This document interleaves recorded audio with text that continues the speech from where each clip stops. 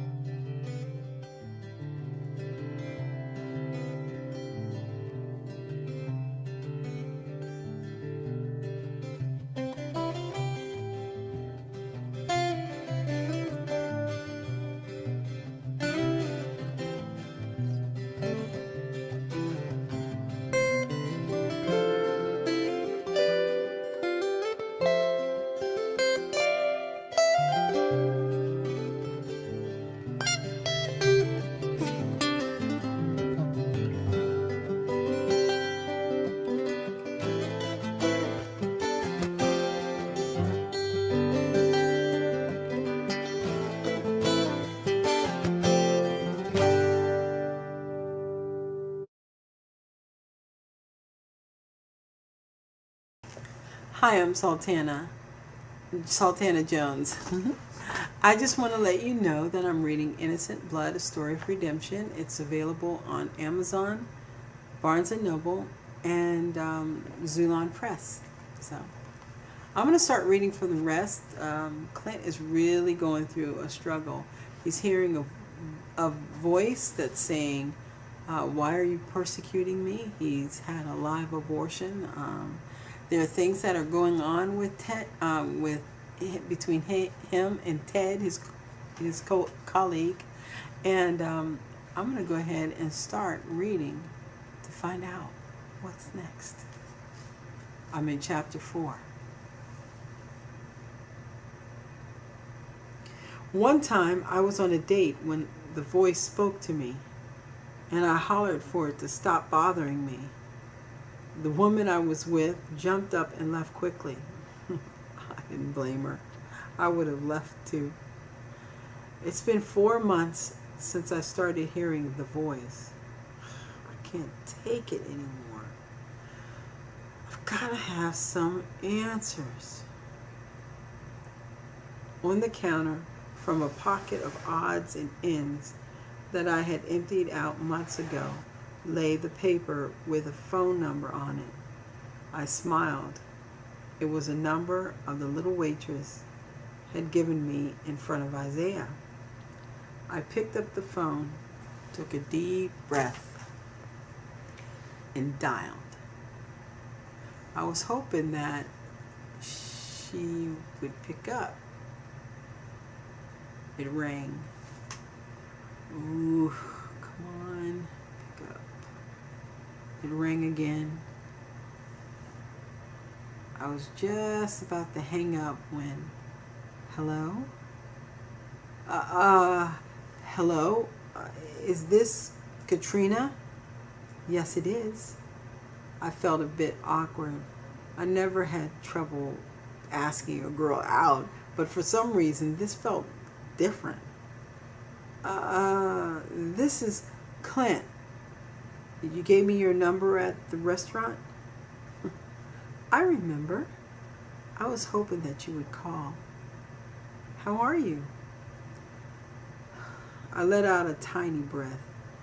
I didn't realize I'd been holding it. I'm fine. Look, I was wondering, I paused, if you would like to meet me tonight.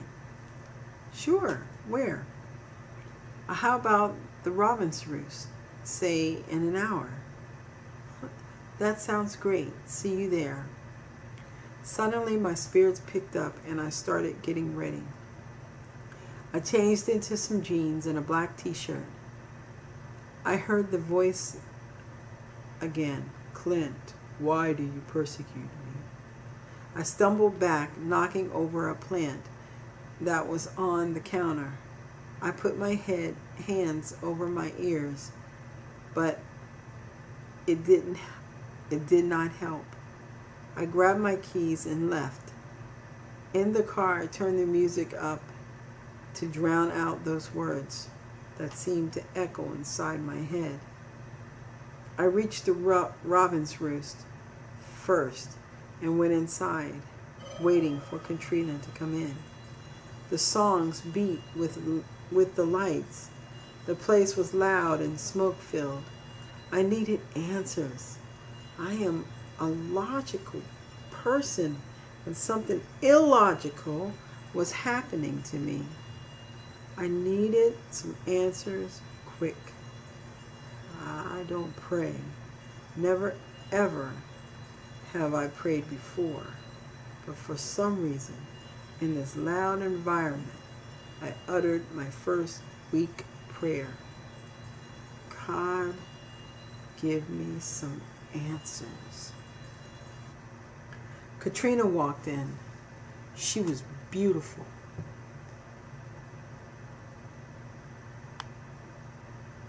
She was dressed in jeans with a pink top. Her hair lay on her shoulders, giving her a sweetness that accented her smile. I walked over to her and extended my hand. She gently took it. I led her to our table. Why did you come? She smiled. Why did you call? I don't know. Really, I admitted. I was looking for something. I went back to the original question. Why did you come? I felt that you needed answers. Did a double take. Excuse me? I felt God say to go to you. I ignored the reference to God. Yeah, let's order. Are you hungry? A little. Maybe just an appetizer for me. Chips and spinach dip sounds good. I signaled to the waiter, who came right over. What can I get for you? I placed our orders. She would have the chips and spinach dip, and I would like the buffalo wings, please. I glanced at the menu. Oh, and 2 iced teas? Katrina nodded her head and smiled. I shifted in my seat. So, tell me, how long have you been working at Mama's place? Her smile was enchanting. Let's say I washed my first pot of greens standing in a chair. Really? That young? So you can cook, huh? You might say that. I noticed you like homemade biscuits. I've been making those since I was 7. I must have eaten 5 of them myself, and Isaiah ate 3 that day. Boy, were they good. I think she blushed. Thank you. I believe I'm a master at making them by now. Would you be willing to teach me? The art of biscuit making? She giggled. Sure, I'd love to. So it's a date then. Let's say tomorrow. If you're brave enough to come, I'm brave enough to teach you. Yes, it's a date. Katrina and I started hanging out whenever she was not working. It was the best 2 weeks of my life, until one night it happened. I was with Katrina on our way to dinner, and the voice spoke to me. I threw my hands over my ears and shouted, "Stop it!" Katrina froze. What is it, Dr. Clint? Stop what? We were on our way to the robin's roost. I know she thought I was crazy. I regained my composure. Um, Look, are you hungry? Not really. I just ate. I looked around. Could we skip the Robin's Roost and go walking downtown? Sure. So we climbed into my Mercedes and we drove off. So, what's going on with you? You look like you were in pain. I didn't say anything for a moment. I need to know something. Are you... I paused.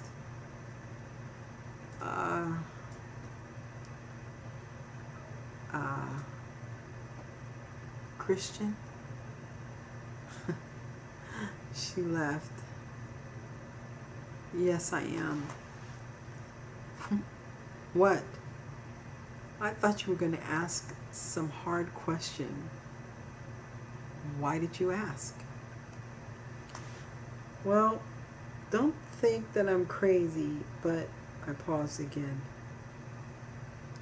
I keep hearing voices. Well, not really voices, but one voice. Well, it's time for me to stop at this point, and I hope that you're able to read with me Innocent Blood, A Story of Redemption. It's a book that I read, that I've written, and I will read more. I hope you join me. God bless you.